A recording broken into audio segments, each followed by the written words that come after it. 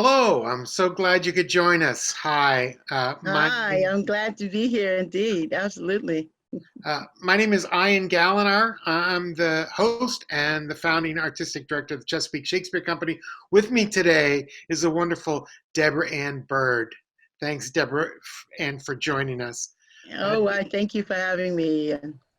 Debra Ann Byrd is an award-winning classically trained actress and producer who recently was named writer in residence at the Shakespeare Birthplace Trust, artist in residence fellow at the Folger Institute, a Mhm. community scholar arts fellow at Columbia University, and artist in residence at Southwest Shakespeare, where she recently reprised the role Othello, winning her the 2019 Broadway World Phoenix Award for Best Lead Actress. She is the founder and producing artistic director of the Harlem Shakespeare Festival and an emerging playwright who recently completed her solo show, Becoming Othello, A Black Girl's Journey, which she performed at the University of Warwick and the Shakespeare Birthplace Trust. And I was fortunate enough to see in Dallas at the Shakespeare Theatre Association conference this Yes. past winter. Debra Ann, glad to have you here. You're talking to us from Phoenix today, I think. Is that right? Yes, that's no, I'm in Paradise Valley, Arizona. Yes, Ah, not very far from Phoenix. It's all just right, a terrific. hop, a skip, and a jump. Great, great. Well, I guess to kick things off, before we get to, we're talking more about Shakespeare and stuff like that, is what do you have an early memory or a first memory of you in performance or watching a performance, some striking moment in your life that you want, that it had a big influence on you or a big impact on you? Um, let's see.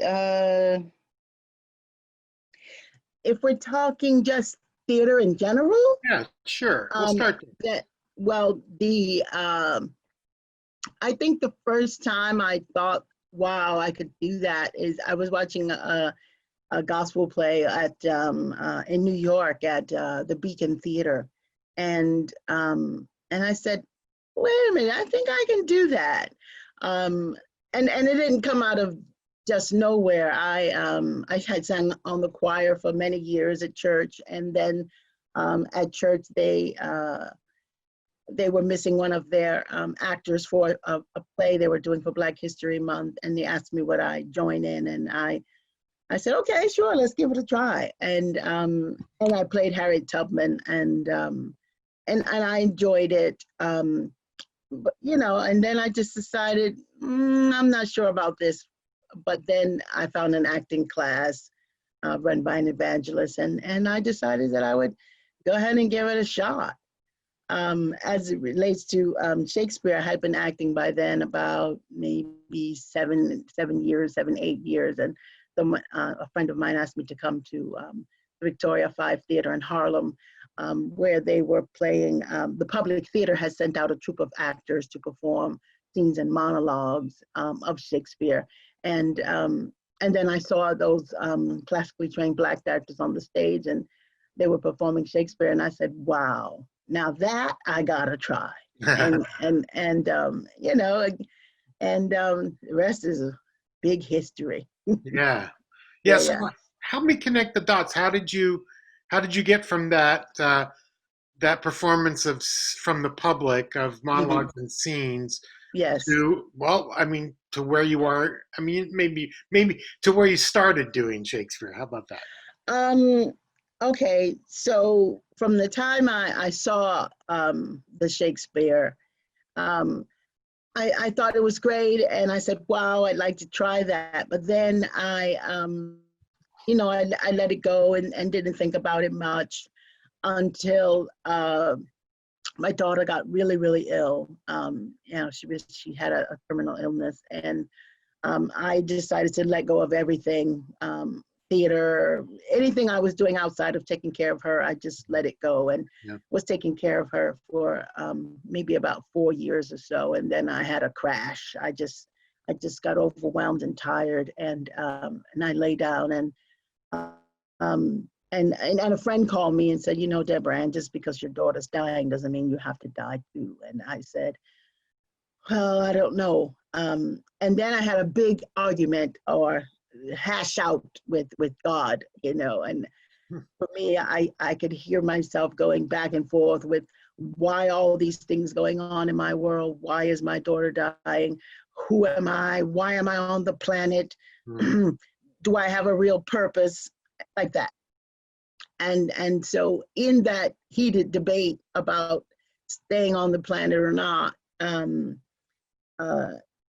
I was hearing, so what do you like? What do you want to do? And I was like, I don't know. And then they're like, well, I do really love theater. And I did want to try that Shakespeare thing that I saw because it was very intriguing and very familiar.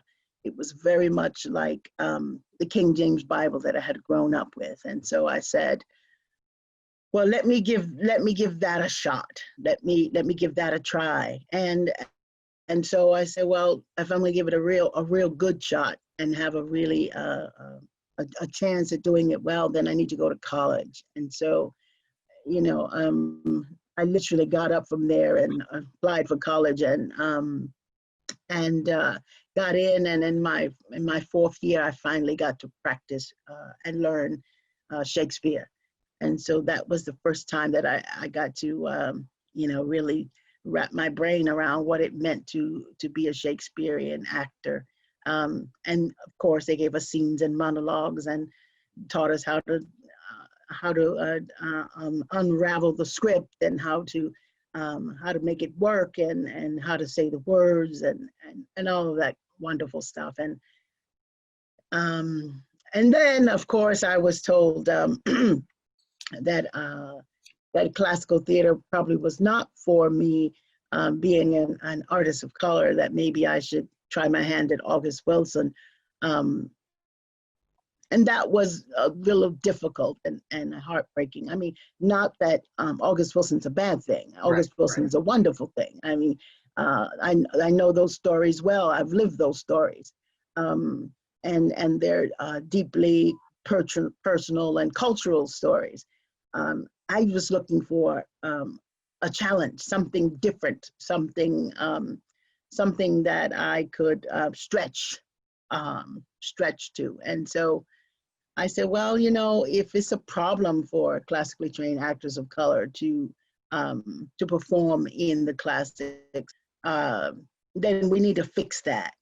We need to somehow we need to fix that. If that's the story in America, if a bona fide casting agent is telling me that that's going to be a problem, then America has a problem.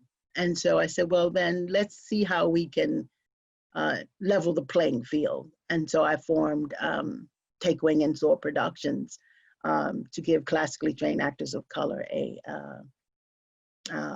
platform, a safe space, somewhere to practice their craft. And then I didn't act again for 7 years because I was building the company. Yeah.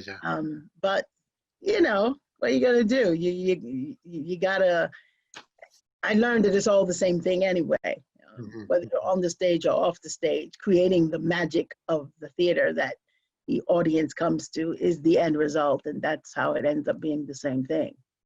You know, I started out sort of as a performer, but I'm not a very good actor at all. Who says so?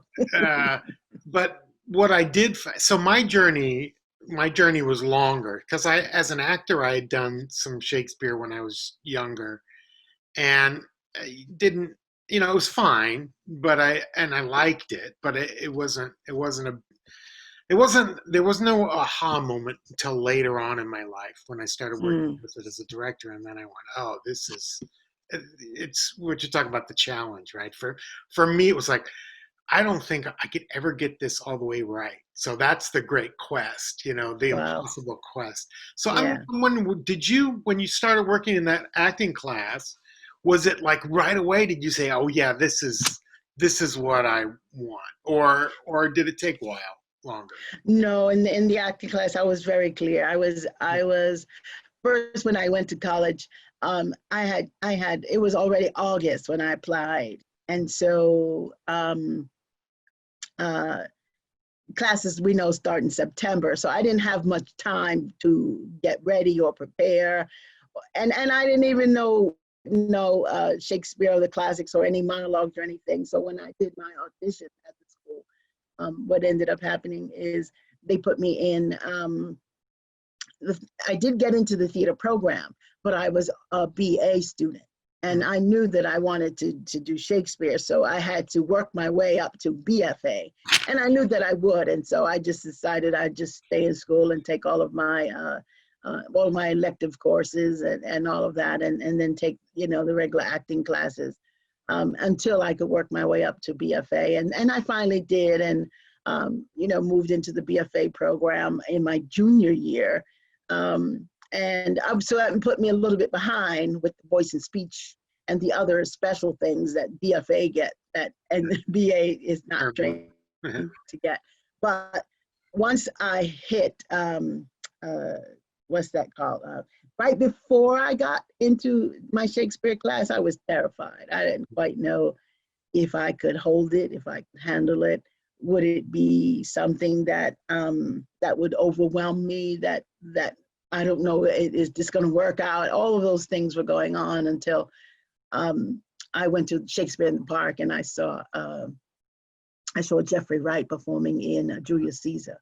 Oh. And his performance, the way he moved, the way he spoke, all of it was very familiar to me, because it was almost cultural, meaning he had a lot of swagger. I could tell that he, how I say it in my play is, he's from the heart, he's from the, and something about connecting to him made me know that I too could probably do this thing. And so going into class, I had this newfound courage that I could do this, and was giving monologues, little monologues, and then they got bigger. And first it was 4 lines, and then it was a whole 13 lines, 40-line monologues, and I got good at it pretty quickly. And I had a wonderful, wonderful teacher, Professor Elizabeth Swain. She really she did a really good job with breaking it down for us, and teaching us all the small things that put the package together that a lot of people just don't know about, and all that it takes. But once I got it, I kind of had it. Now it takes a while to get a script in my body, but once it's in there, it's quite wonderful. I'm so glad that Jeffrey Wright was so important. I love hearing that. I think he's one of my favorites, and he's not very showy, so people don't necessarily see that. But I think he's one of the best. I really do. Yeah, I think he's brilliant. He's just smooth enough to be effortless. Yeah. And just enough magic to make you fully understand what's going on, to make you fully connect to what it is he's saying and doing, because you can see that he's fully connected. Yeah, he's fully invested, and that's as just an actor in general is very inspiring to see. Makes you want to aspire to being as smooth. Damn, can I say those lines? And it's a beautiful thing to watch actors who I think are really wonderful. So tell me, so you started. I want to make sure I get the name right. Wing and a Prayer. Yes, I started on a Wing and a Prayer. Yeah. Oh no, wait.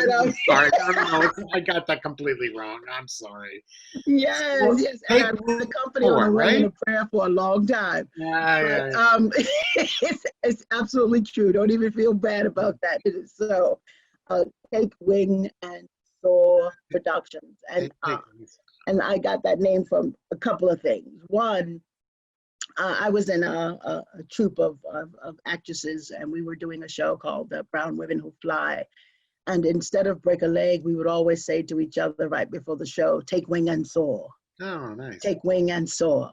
And so that stuck with me, along with some Bible verses that were very special to me.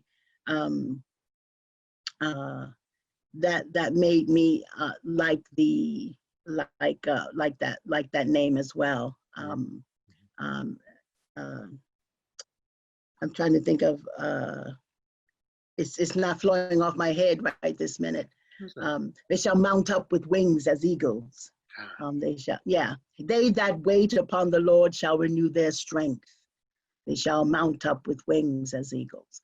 And so I thought that if I had the strength to mount up with wings, that's what I needed to be able to run the company, to be able to give actors their wings, because the argument seemed to be, well, we want to give these actors an opportunity, but they have no shows on their resume. Well, they have no shows on their resume, so we can't really give them an opportunity. Right. And so I'm like, how can you practice your craft, even starting from spear holder going up, if you're never giving an opportunity? And so I'm like, I have to give these actors some kind of safe space, some kind of wing and a prayer, to help them to be able to build a resume, so that there can no longer be an argument that they don't have any credits on their resume that denote that maybe these actors can do this thing. And I thought that maybe seeing it, if I can stage it, with people saw it. You can tell people till you're blue in the face. I tell you, these actors are great. These actors can do this job. These actors are wonderful. They add rich quality. But until you see it, you may not really get it. Yeah. So I was distracted as I panicked. I thought maybe I didn't hit record, but I did. So, so Debra Ann, I know for several years you've been working on this one woman show, which is quite impressive. Will you talk a bit about what that is and what inspired you to create this piece? Sure. I many years ago, while I was still at school, my professor took us to see John Barton doing a contemporary version of his playing Shakespeare. And it was being recorded in New York City, downtown. And there were several well-known actors who he had there playing the roles in the workshop. And the last actor to come on stage was Charles Dutton. And Charles Dutton, from Baltimore, by the way. Say again? From Baltimore, by the way. Yeah, is he? Yep. Charles Dutton, he came on stage and he began to work out Othello, his It Is the Cause speech. And he was so magical, invested, connected. He just was amazing. I'm already all messed up just remembering him. And I said to myself, wow, can I do Shakespeare like that? Can I say those words like that? I want to play that role. I think I might be able to do that. I think I could get there. And then I let it go. And my professor told us that women were beginning to play men's roles, so we should pull together monologue. And I probably pulled together, I think I did some Hotspur or something. And then many years passed. I finished my Shakespeare courses. I got a scholarship to go to the public theater and do some Shakespeare there.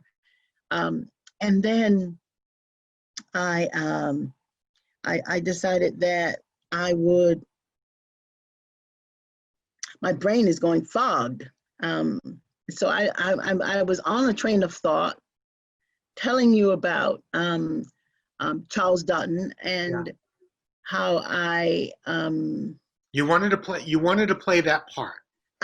That's it. Now we're talking about becoming Othello. Now I'm back on track. Alrighty. So I really wanted to play that part. And then many years have passed and I finally got to have an opportunity to play the role. And I thought that I would start the Harlem Shakespeare Festival because I wanted to change up how my season was happening. Uh-huh. And because what was happening is I have this many staff and this much work, and I needed to figure out how do I fix the amount of time we have with the number of staff we have. And then I realized that if I need to write grants and do shows and write reports and cast shows, then I need to change up my time schedule. So I decided to take my entire season, which was year-long, and squeeze it all together and create the Harlem Shakespeare Festival from late summer, like September through December. Put it all in 3 months, the performing part. And then the rest of the year, I could probably do some education. I could definitely write some grants and some reports and maybe get a little rest. And so I said, let's start the Harlem Shakespeare. And then I announced it at one of the star meetings. And then Lisa Volpe came to me at the break and she said, Debra Ann, I hear you're starting the Harlem Shakespeare Festival. And and I look around the room, I see that you are like maybe one of the only brown people in the room. He said, this is women power. Let me help you. What can I do? And I said, well, maybe you could do a reading with us. And, time went on and we finally met up. And we were watching Tina Packer's Women of Will, and they did that scene, that last scene from Othello. She and Nigel Gore and Tina and Nigel Gore. And I said, and I remembered that I wanted to play Othello. And so I said to Lisa, Lisa, do you have any Iago in you? And she said, well, do you have any Othello in you? I said, I think so. And so we met up and cast 15 other girls with us. And we did a stage reading of Othello. And it was quite magical as I decided to change everything about my appearance for a few weeks. And then the world around me changed.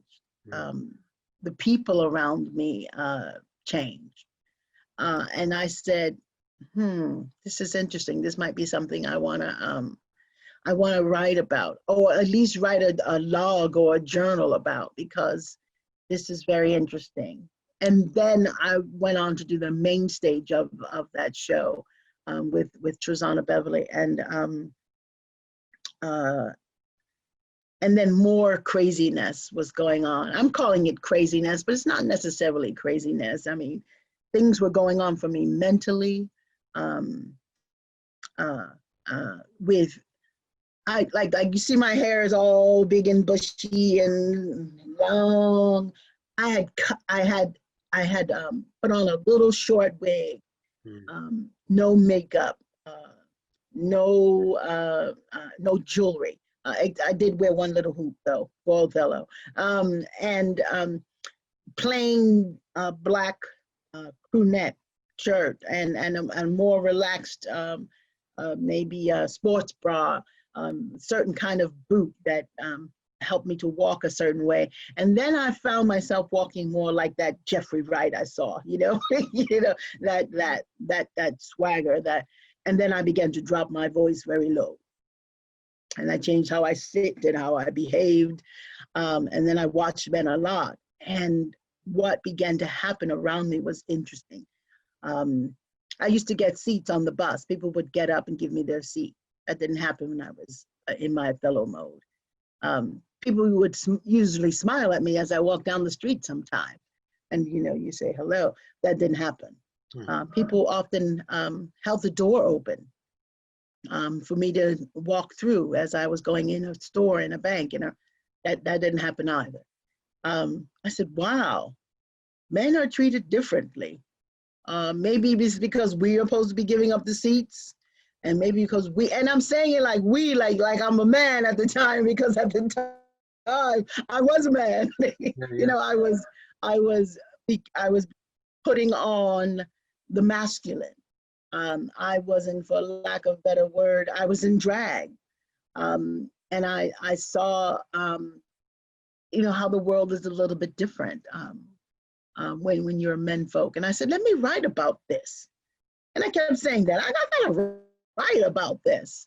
You know, and then for me, the woman's body thing started happening. I'm in rehearsal, I have a sword, I'm wielding it, and then my arm hits my breast, and and I'm knocked out of character. Mm. And I'm like, wow, I'm a girl. And I had I had allowed my mind to go as far as it can with being masculine on stage, because I didn't want for the set to fall and squeak like a girl. That wouldn't work. I wouldn't want there to be something happening on stage, and then I lose character. So every day I practice being this male, and so I had changed my mind into this. And so when I got when the pain, when the sharp pain came from hitting my breast, it just really knocked me out of character. I can almost not act that day, especially looking Desdemona in the face. I was like, ooh. It was weird. And so I said, I need to write about that. And I said, well, what happens to women who, the trans women who decide that they that they want to be want to be a male instead of in a female, be seen as a male, or that they are male. I don't know exactly what it is that they think, but I felt more, my heart felt more understanding. I really wanted to say to those women, I understand, I feel you, you know, and I wondered what the struggle might be like, or if there was a struggle every month when your body betrays, because I felt like my body betrayed me. And I said, I gotta write about this. Am I bugging right now? No. You know what I find is so interesting about this, Debra Ann. Well, this whole story is interesting, and thank you for sharing it. But to me, what working with Shakespeare does, I wouldn't say that it teaches us empathy, but it reminds us constantly about empathy. Yeah. About how we're all, complex people, but we all share certain things. Yes. And that's what it sounds like in a different sort of way. That's the word. The word wouldn't come to me, but the word is empathy. I became so empathetic. I understood. I mean, in a way that I probably wouldn't have understood had I not lived through it. Had I not lived through what it feels like to be both things. And then I began to question, what is gender anyway? And who created it and why? And then I started to think back over my life. And then I realized that no one told me that I had to be this or that. No one told me that I couldn't climb the fences with the boys, or jump rope with the girls, or play tag football with the boys, or braid hair with the girls. I did all of those things. When they did tell us that we had to take cooking class and sewing class in school, I took those, but I also took metal shop and ceramic shop and wood shop. I just was kind of all rounded. I kind of was um, uh, I kind of wanted to do all of those things, and no one put parameters on me. So now, when I felt like people were judging me for being one thing or another, it was kind of painful. And I thought, I need to write about this.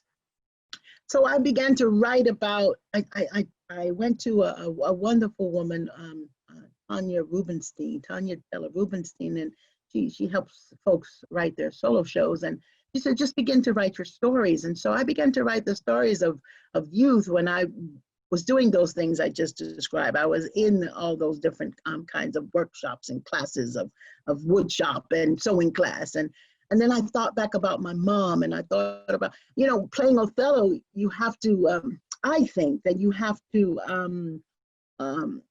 find his authentic pain or sadness. Otherwise, it's going to be hard to say some of those lines. I mean, how do you, where do you, what space do you come from to say, my wife, I have no wife? Methinks there should be a huge eclipse of sun and moon, and that the affrighted globe should yawn at alteration. You can't really say those words without understanding or accessing a certain kind of pain. And so I looked back over my life and I saw the great levels of pain and trauma that I had come through. And I decided to write about those in connection to accessing the pain that Othello needs in order to, and an actor needs rather, or in order to tell Othello's story effectively. And so I wrote about that in Becoming Othello. I wrote about my journey to the stage of Becoming Othello. I thought about what it was like, including half hour and stage manager talking. And I added some of the photos from my life and my history, my pictures of my grandmother and the neighborhood we came from, and growing up in the hood and what that was like, and all those wonderful things about my daughter and how her life is so connected to mine. And it became Becoming Othello, a Black girl's journey. I remember when I came up with that title and I said, what, this is interesting, but who's going to help me write it? And so I said, well, I know I have a friend at the Shakespeare Birthplace Trust, Paul Edmondson. He's a wonderful writer, and maybe I can ask him to help me. And I did. And Paul Prescott from the University of Warwick, he said, I want in on that. And they said, together we'll help you. And then I became the first writer in residence at the Birthplace Trust. And I went out there and we interviewed. We had 8 sessions and we just talked about life. We talked about Othello. We talked about what the book is. It's a memoir. And I didn't know if I was writing a memoir or a solo show, so I decided just to do both, and we hashed it out. And then I applied to the Folger to be a fellow there. I wanted the American version of what happened in the UK, and that was wonderful as well. And so I put all of those things that I learned in those institutions, as well as my personal experience, and as all of the experiences I had being a classically trained actors of color in America. And I put all of that into several stories and weave them together. I went up to Shakespeare and Company, and Tina Packer helped me to, having someone to be accountable to like that, really helped me to finally put all the stories that I had written together and create something that could be shown on stage. Indeed. Well, it's quite a moving piece, and I hope I don't know who will get, because it's a one-person show. It's hard for you to get around to everyone. But if Debra Ann comes to your area, and I'm talking to people watching, I hope that you'll have an opportunity to watch it. It's really quite moving. Indeed. I mean, I was just starting to do what I was calling a first looks tour when this COVID-19 thing happened. I just come from Dallas with you guys, and had done a show or two in the Phoenix Art Museum. I had two more scheduled, and I was scheduled to go to Flagstaff, Arizona, to do a Flagstaff Shakespeare. And then I was scheduled to go to Santa Barbara for Naked Shakespeare. And then I was scheduled to go back to Shakespeare and Company to work with Tina some more on tweaking it and, working out the projections and photos and things, and then come back to New York. And then I got a grant from New York, from the mayor's office, to do a main stage production in New York, the premiere, and then boom. Yeah. After working on it for 2.5 years, I was like, oh no. But, I figure it gives me time to really get the lines in my body. If and when on a day you have the mental capacity, because there's so much going on around us and happening to the people we know, that I've had, because there's a part of myself and a part of my body that is a minister, a reverend. I find myself needing to help people to get through some of the pain that folks are feeling around the loss. There's a lot of loss that's happening. And so it's and then the other thing I've been doing for my own brain power is I've been doing live Zoom readings of Shakespeare, and even introductions of Shakespeare. I had never done that before, but I had to put my little scholarly hat on and and write an intro for Taming of the Shrew, and it worked out. So keeping my own mind together, as well as and prayer sessions and prayer meetings, and helping folks to come through this storm. Until such a time as we can make our way back to the theater. This will all be over sometime. Indeed. Trouble don't last always. That's right. All right. I think it's come time to do the lightning round, if you don't mind. Oh no! Yes. Okay. Oh God! Here we go. You ready? Yeah. Least favorite Shakespeare play? Least favorite. Oh God. What made me one I saw? Tempest. Star Wars or Star Trek? Star Trek. Me too. Most superfluous Shakespeare character. What Shakespeare character could we do without? It wouldn't make a difference. Ooh. Yes, a lead or anything? Doesn't matter. Would we do without? Oh boy. Flavius. Since I don't know who that is, that's perfect. We can do without him. Favorite word from Shakespeare? Favorite word. Favorite word. Affrighted. Are you binge watching anything right now? Am I binge watching? I was binge watching. No, not right now. No. What's the not last right now. No, I'm not. Last thing you binge watched? Oh, I did binge watch Outlander. And last final question: favorite play in the world? Wow. It might be Antony and Cleopatra. Yeah, great. Ralph Cohen, that's his favorite play too. Before we go, I do want to share a Charles Dutton story with you. Yes. That I don't know him, but he is a Marylander, and we take great pride in knowing that he's a native Baltimorean.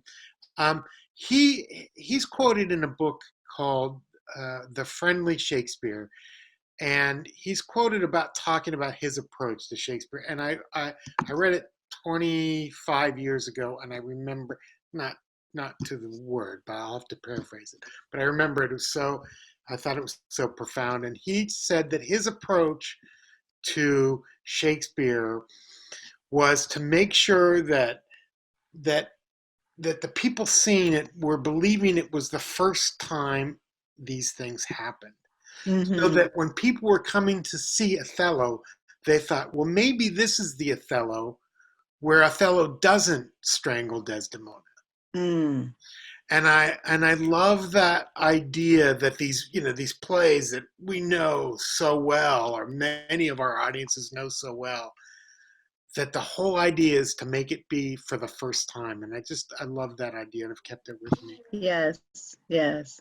Debra Ann, I am so delighted to have spent the time with you. Thank you so much for sharing your Indeed. story with us. Indeed. Thank you so much. And thank you for that Charles Dutton story. I hope to one day meet him. Yeah, me too. Absolutely. He sometimes comes or used to come to Baltimore and used to work with the students at Towson University. Uh-huh, uh-huh. I don't know if he still does that, but anyway, Well, me too. I'd love one day we'll find our way in the same stratosphere. to. Thank you, and I appreciate you so much. Thank you, Debra Ann. Indeed. Have a Okay, good day.